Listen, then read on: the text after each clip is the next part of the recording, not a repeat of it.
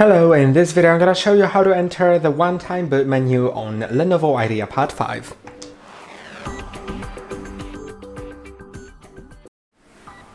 In order to do so, first you need to shut down your laptop if it's currently on, so that's what I'm gonna do.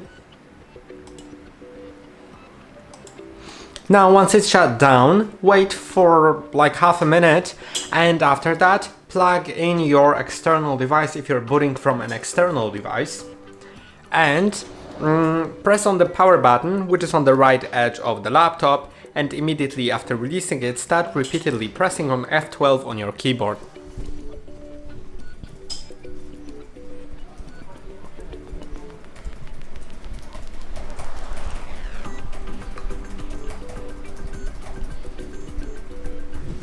Now you're in the menu. You can simply select the boot device and click on enter. And that's all for today. Don't forget to like and subscribe. See you next time.